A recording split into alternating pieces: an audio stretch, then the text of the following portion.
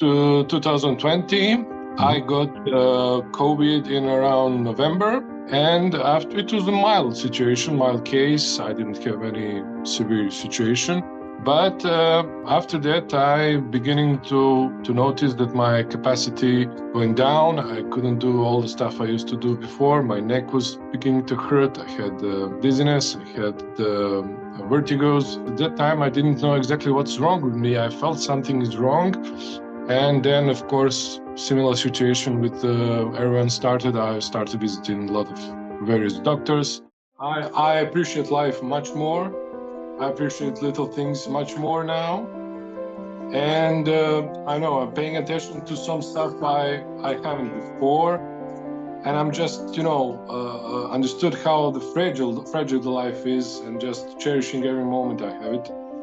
Because, you guys helped me to achieve all that. Without that, I wouldn't even know how to handle all those terrifying symptoms. And yeah, for that, I'm really, really grateful. How's it going, guys? Miguel here from CFS Recovery. In this video, we have Marko all the way from Serbia. And Marko is somebody who had long COVID, a lot of hypersensitive nervous system issues. And not too long ago, less than a year ago, he was at his darkest point, his most difficult year in his life, because he was pretty much bedridden, very non-functional, stuck in bed all day. And that was less than a year ago. Today, he is starting to work his way back into the world, actually starting to exercise again, and he's made massive, massive progress. So I wanted to bring him on here, share his story with you guys, see if you can relate, and offer some golden nuggets and see if there's anything you guys can take away from this. So Marko, appreciate your time. You want to quickly introduce yourself to everybody? Yeah, hello, Miguel. Hello, everyone. My name is Marko. I'm from Serbia, Belgrade, 45 years old. I'm dad of two wonderful kids. And I've been joining the program since July 2023. It wasn't really the best period of life, but now I'm much better. I'm thriving with the program and my fellowship in the program and with the coaches. So life is a bit different now. Oh, yeah, very different. You're playing piano now. You're teaching music. So a lot of stuff has changed. Right now it's February 2024. So August was about 6 months ago. I think that's when you started, right around there. And yeah, you're doing a lot more than what you were doing before. But let's just go back in time when this all started. It was about just over 3 years ago, right? When you got it started to 2020. I got COVID in around November. And after it was a mild situation, mild case. I didn't have any severe situation. But after that, I beginning to notice that my capacity going down. I couldn't do all the stuff I used to do before. My neck was beginning to hurt. I had dizziness. I had vertigos and fatigue. Yeah, that happens also. So in time, at that time, I didn't know exactly what's wrong with me. I felt something is wrong. And then, of course, similar situation with everyone started. I started visiting a lot of various doctors, having lots of diagnoses, which unfortunately none of it was true. But I noticed that my situation, the whole health situation, was really deteriorating, and I didn't know what was happening until in 2023. I found a certain doctor here in Serbia who is only one specialist that is actually dealing with the CFS as a condition. So I went to him. He did some tests to me, and he was the first man who actually gave me a diagnosis and said, "You're ill from that and that." Yeah. Got it. So he diagnosed you with CFS pretty much 3 years after you got, almost 3 years after you got sick. Got it. So when you first got sick, you said it was mild at first. And that's usually what people say. They get sick and then they kind of get over it in a few weeks. So then they start returning back to work or exercise or just regular life. But then they realize like they're more tired or more symptomatic. So for you, what were the first few symptoms you had that weren't going away, where you knew, okay, something's not right here? I felt all the time the neck and the back pain and the dizziness and the vertigo. Those were my main symptoms all the time sticking with me. So I thought it was something physical, because I went to a lot of neurologists. I went to 5 physiatrists, And they said, oh, you have you're tall, you have spine problem, you have to exercise, you have to do lots of stuff to get your back good. So I pursued that. I tried to do physical therapy, lots of it. I was really persistent to it, but nothing was better to me. I actually went to a really good physiatrist and did with her exercises, but unfortunately it wasn't any better. It was worse and worse all the time. Got it. Got it. So it was getting worse over time. And your initial person you went to was like a physiotherapist trying to fix the back. When that wasn't working and you were getting worse, what was your next step after that? And were your symptoms getting worse as well? Well, my next step was going to neurosurgeon because I thought it was a problem with my discus hernia. I had a herniated disc. And they diagnosed me that, but they said it's a mild condition. It's nothing, it's not for the surgery. So I went one, second, third neurosurgeon, and they all said it's not for operation. You're mild case. So I was, I was lost. I even tried going to some alternative medicine, acupuncture.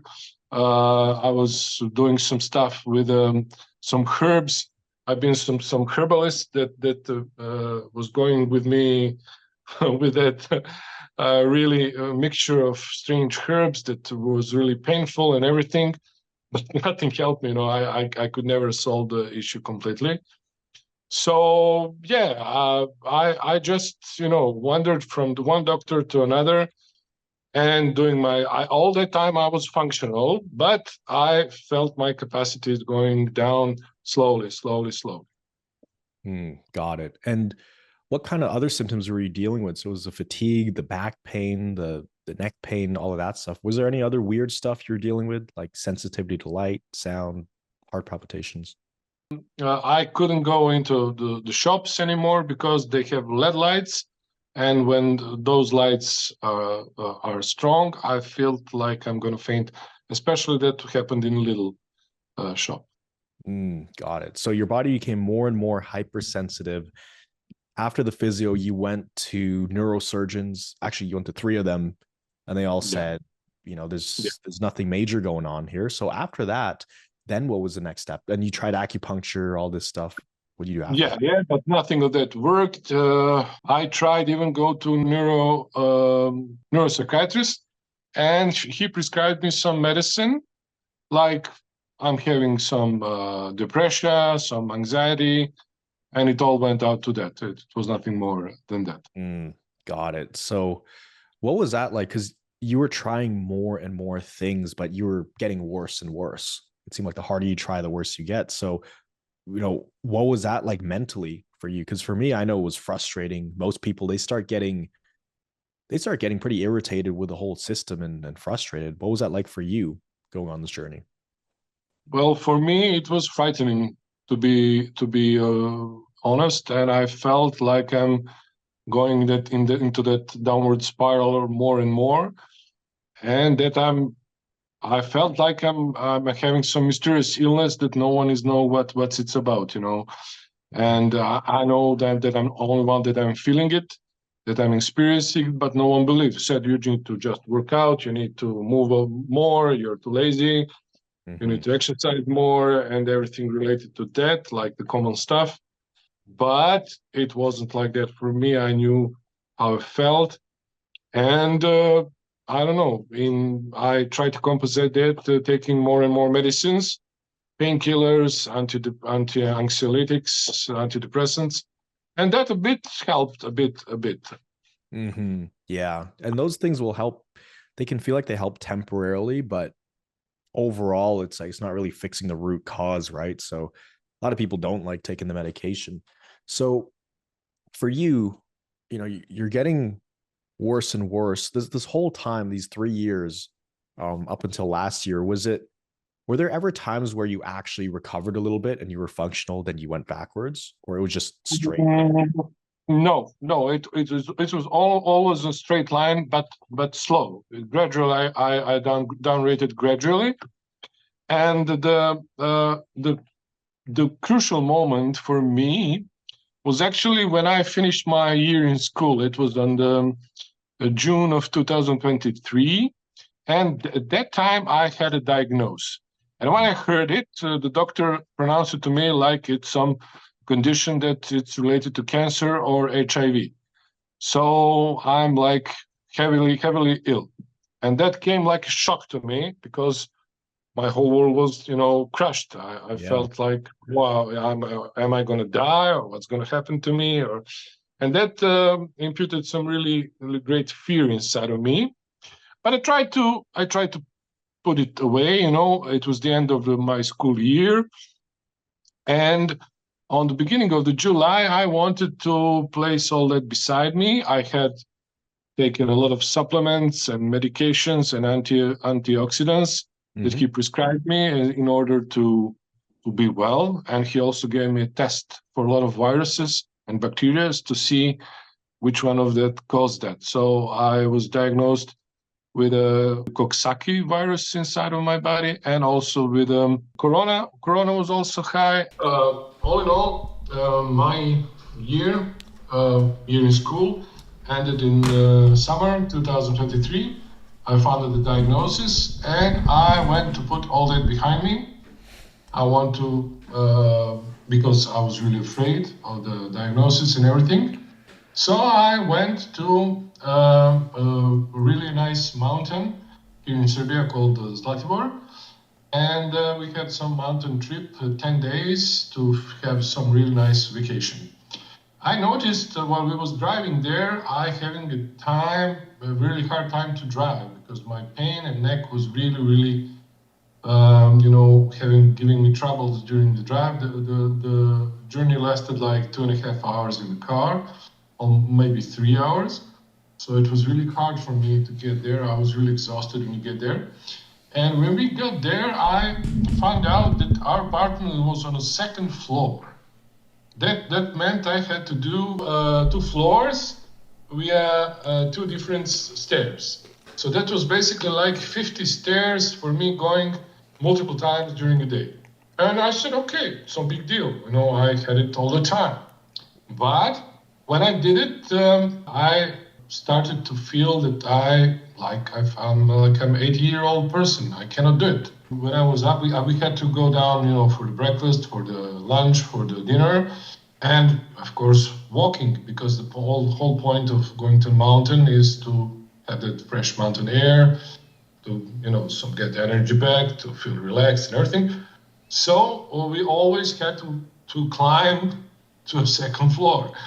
And it was really exhausting for me. After one day, she wanted to visit lots of things, lots of stuff, and I wanted to accompany her going there. But when we returned, I felt the strange symptom, the first time in my life, the moment when like some energy was from my gut to my head, cold waves of cold and heat, changing, and feeling like I'm gonna pass out. That was when I finished climbing 2 floors of stairs, like 50 stairs, and I felt my legs are gonna give up, and I had to lie down. And after that, I spent the rest of the holiday in my bed. I barely was able to go to have some meals. I had to do that because sometimes my girlfriend brought the meals to me, to my bed. But I was mainly in bed, and getting up was really dizzy, really painful, really. I felt, and that some strange symptoms, like intensity of them was really much higher than before. And I didn't know at that point what to make of it, how to describe them to myself. Is it good? Is it bad? Or I don't know. So basically, that the whole vacation, I was in bed watching TV. I didn't know at that point. Was this last year? Yes, last year, last summer. That's the point when I'm telling the story how I ended in bed. Yeah. And I was watching the TV whole day because she was going outside. She wanted to spend some time while we were there, and to visit things while I was in bed. So when she returned, she was bringing meals, and we go to the meals together if they were in the hotel restaurant. So after that, she needed to help me to get to stairs, because I was onto her, up to her. Yeah, I was hugging her in order to be able to climb to second floor. It was really hard for me. I couldn't do it on my own. Mm-hmm. So then after that, I couldn't walk anymore. I couldn't just, I was barely able to go to meals, but I was unable to accompany her into walks. And we decided to return. The returning moment came, and she gave me 2 suitcases to take, to carry. And it was really impossible for me. I said, I have no strength. I cannot do it. But never mind, I did it. I wanted to be superior man. It was really embarrassing for me, for a woman to carry the suitcases. Well, I cannot do anything. So, and that was I barely made it to the car, and after it was 3 hours trip back home. So it was really, really exhausting for me when I came. I was straight going to bed, but I was at that point, I was functional. I could, and my worst mistake was the next day after a night spent. It was really barely okay. I said to myself, "Oh, what a man I am! I want to climb to the stairs to show myself I can do it. I can do it." And I went to my because I live in the suburbs. No, it's not suburbs. No, it's subterranean. How do you call? It's not basement. It's how do you call? Townhouse, suite. Yeah, one floor beneath the first floor. Minus one. Yeah. Yeah. I don't know how to pronounce it. So I said, every time I want to exit the house, I had to walk through the stairs. It's just inevitable. So I said, I will go now, almost fast step via stairs and go to my mailbox, because mailbox is a semi-final. You have one, there is a mailbox, and you have the other, and there is exit. You have like this. And mailbox was in the middle of it. And I said myself, I'm gonna, those 10, it was 10 stairs. And I said, I will go to show myself I can do it, because I had really bad fear from the stairs, Yeah. Because I knew at the mountain I couldn't do it. It was just something strange, something new in my life. What the hell? I'm like 80-year-old man, and I cannot do it, and nothing. And I walked straight to the stairs with a heavy pace. It was not slow. I wanted to say, okay, I can do it. 1, 2, 3, 4, 5, 10. And when I finished, I did it. And when I finished 10, I felt a sensation again. Whoop, whoop, whoop. And I was almost fainted. But I managed to struggle to the walls and return to my apartment. And that was the moment when I dipped to the lowest point. I would say deep orange. And after that, I couldn't even get up from the bed. Wow. I only did it to go to the bathroom. Got it. So after that, getting up from the bed was impossible for me, because even when I sit, I had hard spots. I had a sensation like someone grabbed me on my forehead, some invisible clamps, and just push me back to bed. I couldn't even sit, not to mention stand. Standing was impossible for me, worst. So that happened like a month. I had that really thick adjustment period for over a month. I couldn't, do anything except going to the bathroom. And my girlfriend was bringing me food to my bed. She was bringing me my toothbrush and everything. So I was just lying whole day. I was in the program at that point. We returned from the. You found this program? Yeah, I found it because I watched all your videos. And I said, I want to be part of it, because I thinking that's it. And I was even diagnosed with it, but who would believe Serbian doctors? It's not everyone who is sick in Serbia and have some money goes to Germany to medicine. No one is going to doctor here, Yeah. So yeah, I found the program and I That was started. July, right? That was about Yeah, it was July you found this. July 17th, and Yeah. we returned from the trip 12th. So it was like 5 days after. I said, okay, I'm stuck in bed, and I saw from your videos that I watched your story several times when you was bedridden also. So that was something I just thought it was my case as well. Mm-hmm. So yeah, I started the program. I started, applying all the principles from the program, listening to Adrian. I was assigned to Adrian's group. And yeah, I learned that visualizing, meditation, calmness, and especially, reacting good to symptoms is the key. So at that point, I couldn't even lie on my back, because even lying on my back was really, really painful for my head. I started getting dizzy. I started to faint. And panic. Yeah, I had a lot of panic attacks at that point. I insomnia. I couldn't sleep. I had to hug my girlfriend all the time during the nights, and it was really dark place for me, and it lasted only a month, to be honest. But then, I don't know if you remember, we talked on the call about it. My mother paid me a visit all the time she was on the trip. She was just briefly informed about my situation, but she wasn't there to actually take care of me. It was my girlfriend doing. But she came to pay me a visit, and she just didn't want to accept that I'm ill. She just refused it. She said, "Oh no, it's not." I wanted to explain her what kind of illness that, because at that point I was a month into the program, and basically we were starting to move to the mentorship calls. Mm-hmm. And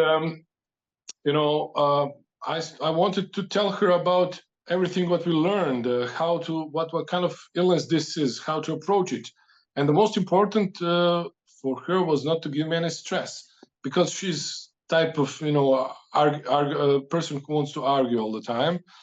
And she couldn't understand. We functioned like that during the years. And at one point, when I tried to explain her, she started screaming. She said, "No, don't say to me that I cannot handle anymore. It's just rubbish, and help, like I'm in some kind of assault." And I was calm. I just tried to explain her what it is, but she didn't want to listen anymore. She just refused it. And her screaming, I was so afraid of it, because I was afraid she was going to, starting to crash the plates or, lamps or anything in the house. She was having a neurological attack at that point. So at that point, I felt also that Adrenaline, energy from my stress. gut. Yeah. It was panic attack, stress, and everything. And that brought me again to the bed. And I just barely moved out from the bed inside my sleeping room to the couch. I was being, after that month and a half, couch bound, I would say. And after that, I was again bed bound. I couldn't watch, and she went on another trip after that.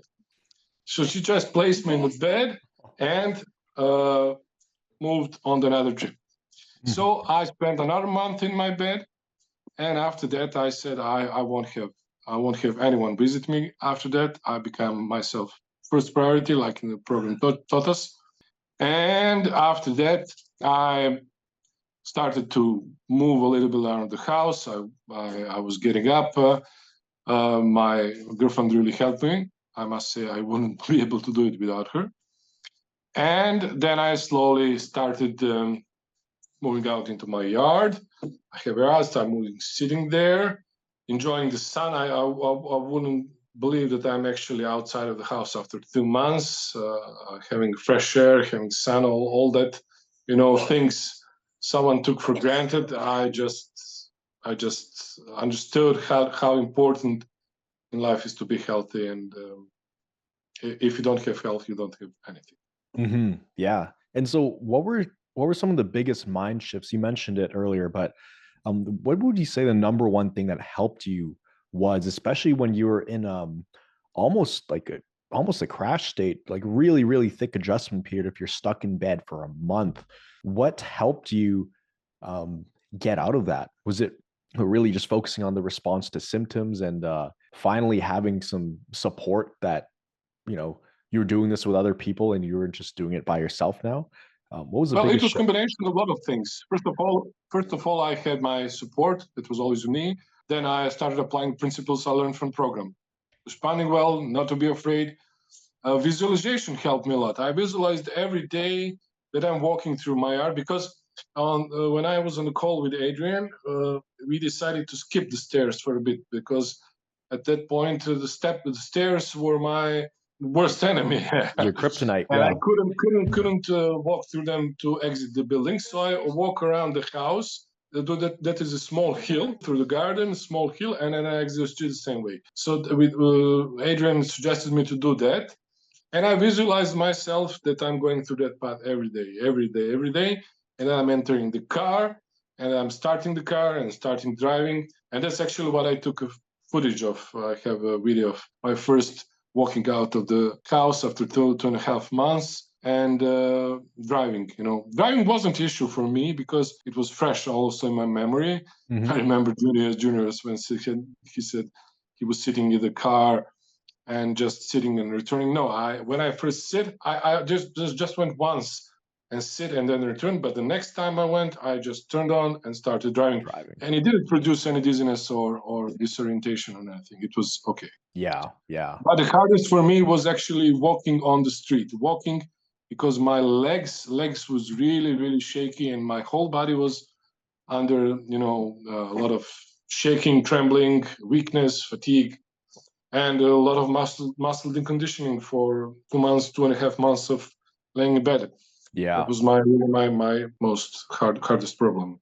Mm-hmm. Yeah. And what were some other early wins that you had? Because I remember you made, even despite being in the program for a month, then you had that mom incident where, it was a argument a little bit and then you went backwards, but still you bounced back very, very good from that. Because I remember you joined and then 2 months later you were driving around, you were walking around. What were some other early wins that you had in the first few months of the program where you're like, wow, this is really works. This is great.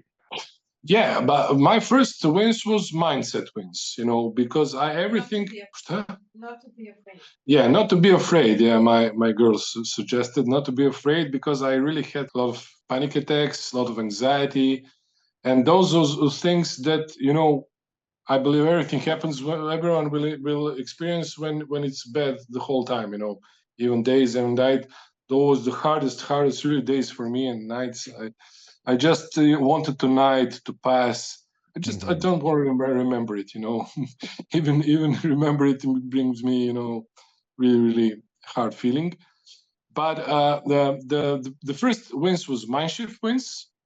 I had to prepare myself mentally for all the challenges, and then I just applied the principles, apply the persistency, apply the everything that I visualized, and it just slowly went.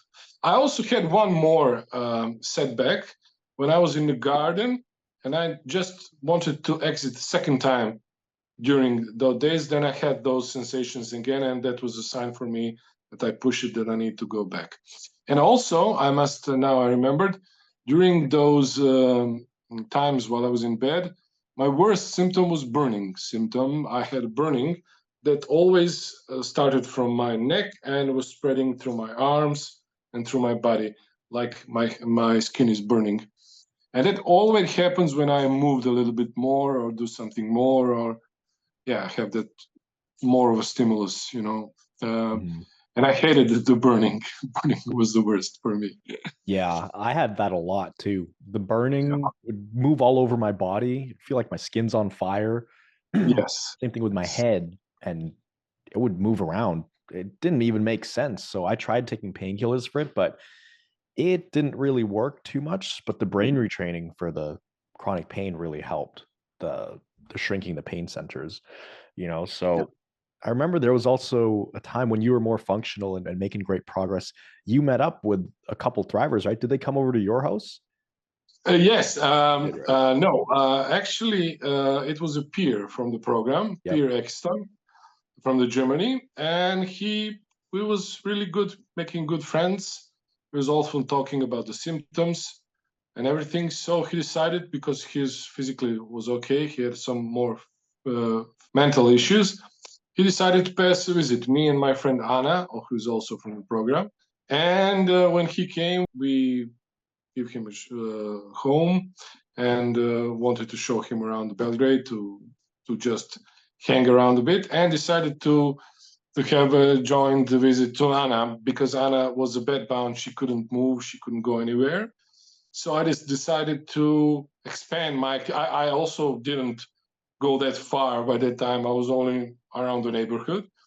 But because Pierre wanted to see her and I wanted to see her, how she's doing, we paid her a visit, and it was a really lovely evening. We had a pizza, we had a laugh, we had everything. I remember Pierre said he went into AP for after that. Yeah. Because for him it was too much loud. Noise. I could handle it, it's not big deal for me. It was a little bit over too much, but for him was overwhelming because he have some mental problems handling that. But I didn't. So all in all, it was really nice evening. We had a lovely time. We talked, we shared experiences, and imagined how it will be tomorrow when we are all healthy. Well, we go to Hawaii to summer Traverse Summit, and we just imagined all those things, and it was really nice experience. Yeah, that was really cool to see. Really cool to see thrivers meeting up with each other. And yeah, I mean, Pear's crushing it. I think he was on a check-in call earlier. He biked 31 kilometers, which is pretty far, but his is more cognitive issues, right? Like noise, light, things like that. But it's always really cool seeing thrivers meet up with each other. So, you were 6 months ago, you were in a place where you were just bedridden, barely surviving, just hanging on. And today, life looks very different. You're playing music now, all of that stuff.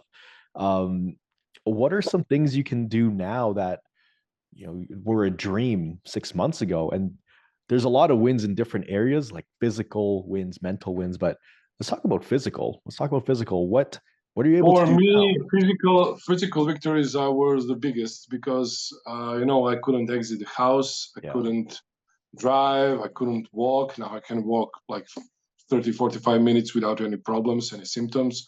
I can do maybe more, but I didn't want to push it. I can go to work. I'm working almost every day. I can visit my kids. I can bring them here without having the, blindfold the curtains, to shut down them all the time, to just lie in bed. I'm of course playing the piano, which is my profession. So life is good to me at the moment, and I know it can be even better, but I will keep on thriving and hoping to reach those 100% soon. So that's the goal. Yeah, no, you're crushing it, and you're playing music. I've seen some of your videos, beautiful piano playing. And in terms of, what kind of mental changes have happened, like how different do you think now, going through CFS and being in a really dark place, but also coming out of it? Like, has that affected how you see life? Yes. I appreciate life much more. I appreciate little things much more now. And I know I'm paying attention to some stuff I haven't before. And I'm just, understood how fragile the life is, and just cherishing every moment I have it. Because, you guys helped me to achieve all that. Without that, I wouldn't even know how to handle all those terrifying symptoms. And for that, I'm really, really grateful, because I had the opportunity to have what I call it, second chance, to fix everything in my life that brought me here in the first place. And also I noticed that I'm reacting much more calmer to situations. I'm trying to avoid any kind of stress that it's out of my life completely. And, just facing, trying to be better and better every day, and applying the principles from the program. Yeah, and you're crushing it. So for people watching this right now, and they're also going through CFS, long COVID, and they're where you were 6 months ago, which that's actually crazy. 6 months ago wasn't too long ago, if you think about it, but that was like a different life for you.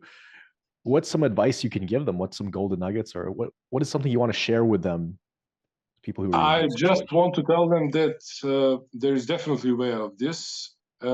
And I will quote you the one sentence you said: if you can be just a bit better, there is no reason you can be a whole lot better. So Yeah. just believe in yourself, have a faith in yourself, have faith in program, in our coaches that are always here for us. I just want to mention my coach Adrian, who's really helping me all my journey, and always here beside me and giving me all the advices when I felt stuck, when I didn't have option what to do. I just reached out to her and she was always there. Also the other coaches as well, like yourself, and all the others were help, but she was my main coach. Yeah. And just to believe, because believe is the main thing. If you believe, then you will achieve it. If you don't believe, then you will, the Western medicine doesn't have a cure for this illness. So basically, they told us it's not curable. So I don't believe in it. I believe that there is much more mind-body connection to this illness that Western medicine doesn't have a clue about. So that this is why I joined the program in the first place, and this is why I believe I will get out of it with my whole being. Yeah. And you're already well on your way there. Like the hardest part is over. Now it's just continuing to reintegrate back into life, add on things little by little. I know you said you're starting to exercise a little bit, Yes. which is Yes. great. So, looking forward into the future, do you have anything exciting coming up? Any trips planned? Any things you're looking forward to doing? Well, we planned when we wrote that letter to future myself. Yeah. We planned that trip to Tunisia, and hopefully it will be reality this summer. I really hope. If not, okay, then we will go on winter. But it's definitely coming. And also, I'm having my one eye on that driver summit we talked about. Maybe also that will be achievable for me, because I really feel so much energy in me now to handle such a thing. And the one other thing is that I know to recognize what are my limitations, what my body tells me. I became much more better observant of my body and what it's trying to tell me. So that is one more benefit of this program that I had no clue about before. Absolutely.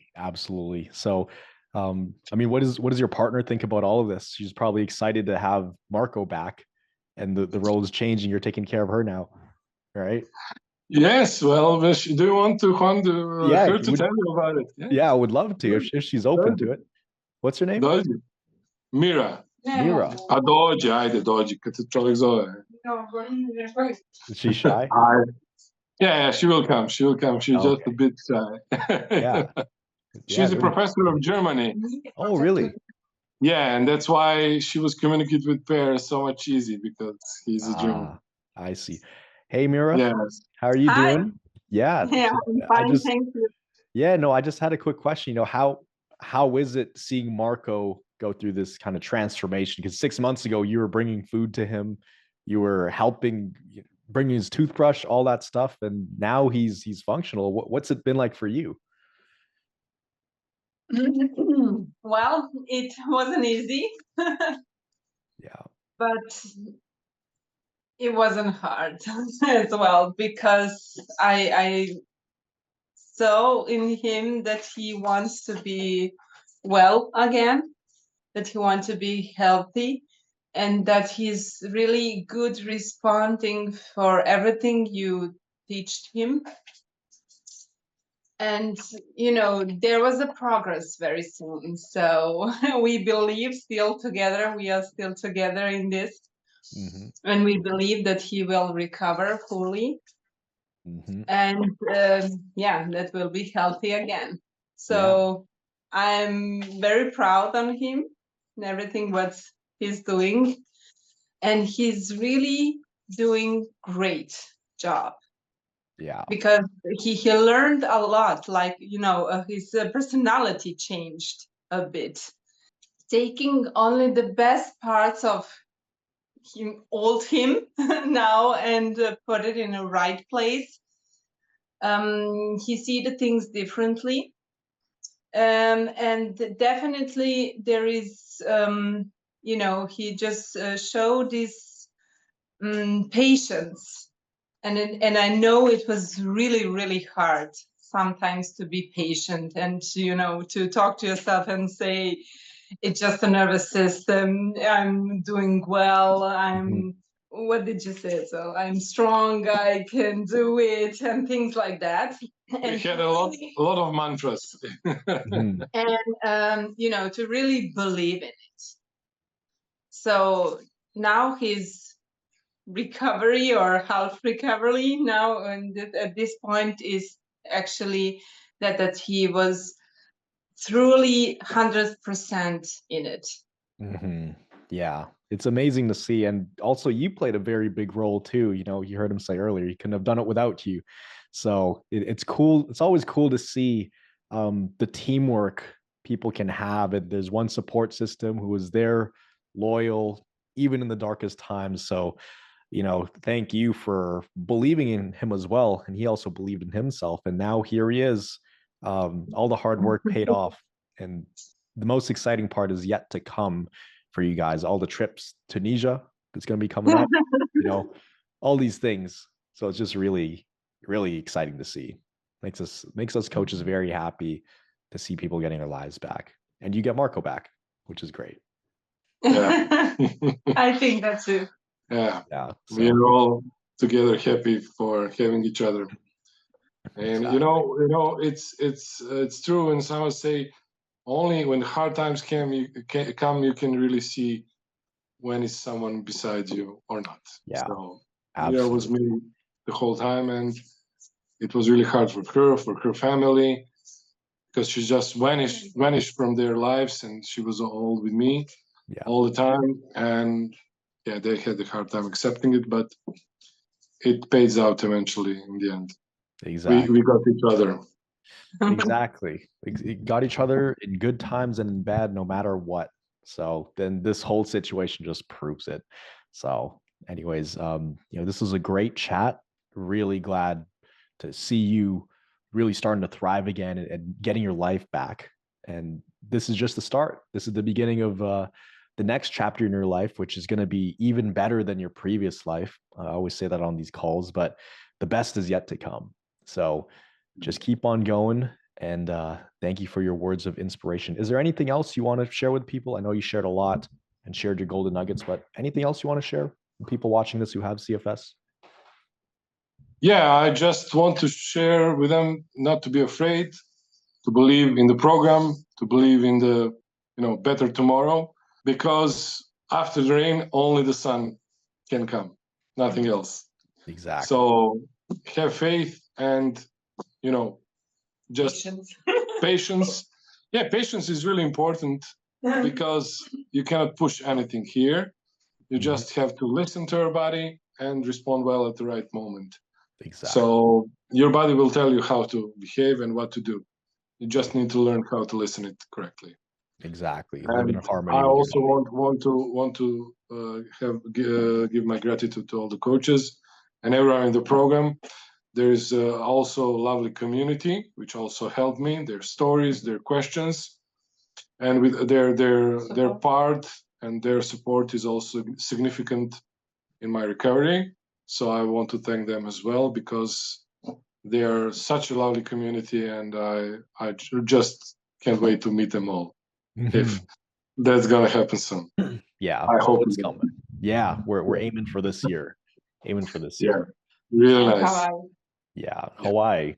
We're gonna watch the sunrise. It'll be good.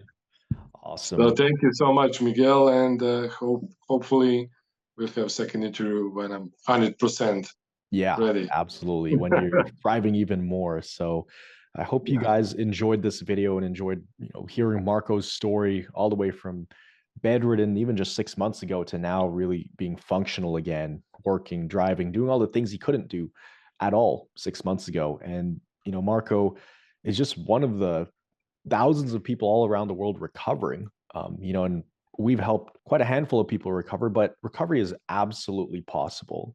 Just because you read something online and it says, oh, you can't recover, there's no cure. Not true. You can fix the hypersensitive nervous system. And Marko is walking proof of that. This is somebody who was diagnosed with CFS. So if he can do it, if I can do it, if the coaches can do it, and all the people you see on this channel can do it, then you could do it as well. So I hope you guys enjoyed this video. If you did want some extra help on your recovery journey, you can click the link down below. You can apply to see if you're a good fit to work with us. We can only help so many people. So there is a questionnaire that you have to fill out, a quick questionnaire over there. But other than that, always remember that you are a thriver and you are just one mind shift away from living a life with thriving health. So we will see you in the next video. Thanks so much, Marko. Thank you.